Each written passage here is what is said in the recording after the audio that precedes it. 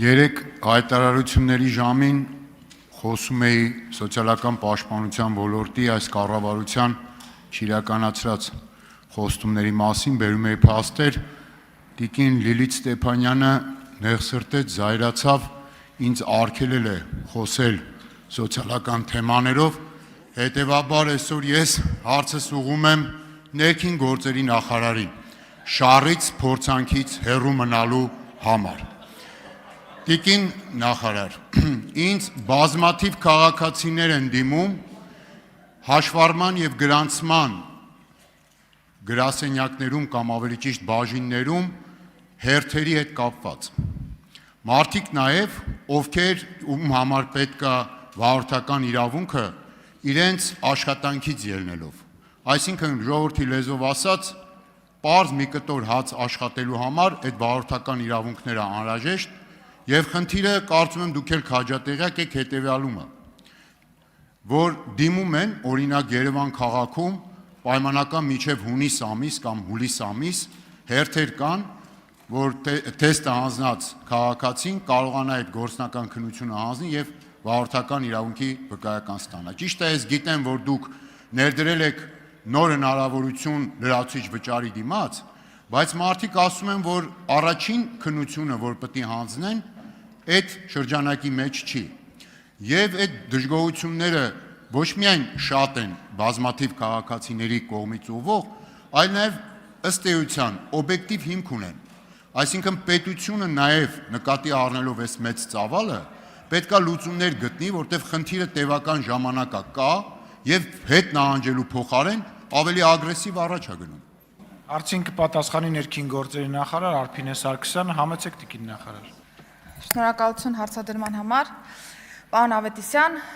իրականում ոչ թե մենք նահանջ ունենք հարցի կարգավորման, այլ հակառակը ունենք առաջընթաց, որովհետև դուք նշեցիք, որ այո մենք ներդրել ենք հերթագրման նոր համակարգ, ընդ որում, երբ որ մենք ասում ենք ներդրել ենք հերթագրման նոր համակարգ, պիտի նկատի ունենանք, թե մենք ինչ ունեինք դրանից առաջ։ Մենք դրանից առաջ ունեինք իրավիճակ, երբ որ քաղաքացուն կարող էր ընդհուպ մինչև քննության նախորդ օրը հասցեագրվեր հաղորդագրություն, որ վաղը պետք է հրավիրվի հաշվառման քննական կոնկրետ ստորաբաժանում եւ տա գործնական քննությունը օրինակ։ Մենք այլևս հանել ենք այդ մոտեցումը եւ այժմ քաղաքացին կարող է հերթագրման նոր համակարգով ընտրել թե որտեղ եւ նաեւ որ օրը կարող է հանձնել իր քննությունը, սա կարծում եմ քաղաքացիակենտրոն մեր մոտեցումների շատ վառ դրսևորումն է։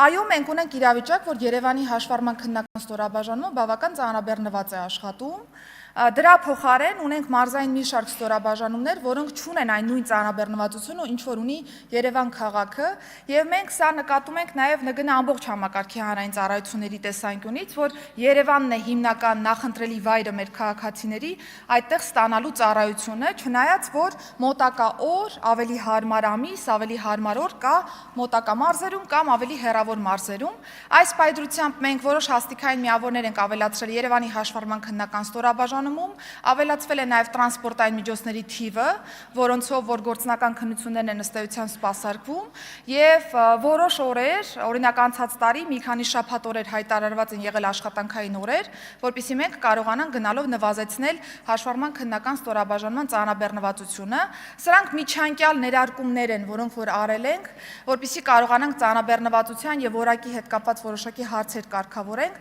ընդ որում նաև նշեմ, որ օբյեկտիվությունը բարձրացնելու տեսանկյունից նաև տեսաձայնագրառման համակարգ է ներդրվել այս տեսանկյունից, բայց մեր պլանը այն է, որ այս տարվա կտրվածքով մենք համագործակցություն պիտի ծավալենք նաև մասնավոր ընկերությունների հետ եւ մոդելային փոփոխություն ունենանք հաշվառման քննական ծառայությունների մատուցման տեսանկյունից, որպեսզի այն միջանկյալ ներարկումները, որոնք անընդհատ մենք իրականացնում ենք, դրանք դառնան ճիշտ ինստիտուցիոնալ լուծումներ եւ մենք կարողանանք այս ոլորտում եւս իրականացնենք փոփոխություններ, որոնք այո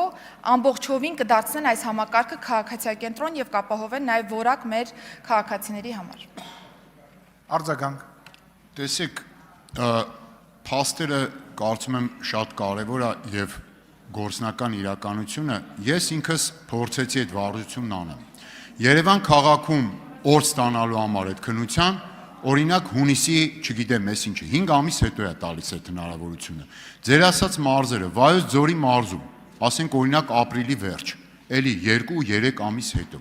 Այսինքն դուք այն ինչ որ ասում եք արել եք, գուցե ինչ որ հարցեր լուծել է, բայց խնդիրը նույն աղագնությամբ այսօր կանգնած է մարդկանց առջև։ Եվ այդ բողոքները պատահական չեն։ Ես ինքս այցելել եմ այդ բաժիններից մեկը Երևան քաղաքի։ Իմ անձնական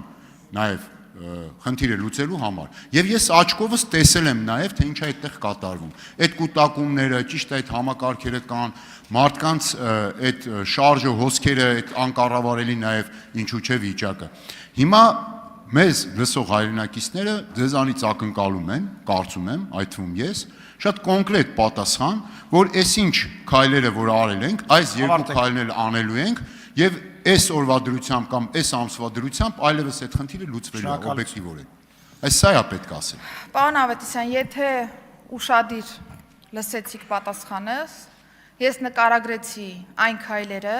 որոնք արդեն իսկ ձեռնարկված են եւ որոնք էական փոփոխություն են բերել պրակտիկայում ընդ որում փաստերով։ Ես էլ եմ փաստերի մասին խոսում իմիջիայլոց։ Եվ ես նաև նկարագրեցի, որ այս տարվա կտրվածքով պետք է ինստիտուցիոնալ փոփոխությունների գնանք, որպեսզի հաշվառման քննական ծառայությունների մատուցման մոդելը փոփոխվի։ Մոդելի փոփոխության վերջնարդյունքում մենք կունենանք շատ ավելի բարվոք պայմաններ հաշվառման քննական ծառայությունների դեպքում։ Ընդ որում, խոսքս թե ենթակառուցվածքին է վերաբերում եւ թե առհասարակ վարորդական իրավունք ստանալու քննությանը եւ դրա բովանդակությանը։ Մենք այստեղ նախատեսում ենք նաեւ կրթական բաղադրիչի ներդնում, տեսական քննության վերաիմաստավորում, գործնական քննության վերաիմաստավորում եւ նաեւ չպետք է մոռանանք, որ մենք գործ ունենք վտանգավոր աղբյուրով երթևեկության մեջ մտնող մարդկանց մասին եւ այստեղ անել մի բան, որը կլինի արագ, հարմար, բայց դրա արդյունքում կտուժի որակը, մենք նմանատիպ մոտեցում թույլատրել չենք կարող։ Դրա համար գնում ենք ինստիտուցիոնալ այնպիսի փոփոխությունների ճանապարհով, որոնք այո պահանջելու են ժամանակ, այո պահանջելու են նաև խնամքով մոտեցում հանրային անվտանգության թեմային, եւ մենք տարեվերջին արդեն մոդելային ամբողջ գծագրումները այս տեսանկյունից կունենանք։ Իսկ ընթացը շարունակելու ենք միջանկյալ ներարկումները, այո որոշ տեղերում կշարունակենք նոր հաստիքային միավորներ ավելացնել, որոշ ստորաբաժանումներ կշարունակվեն համալրվել նոր տրանսպորտային միջոցներով, որպեսզի կարողանանք հնդածս ավելի բարելավել ծանրաբեռնվածությունը հաշվառման քննական ստորաբաժանումների։ Շնորհակալություն։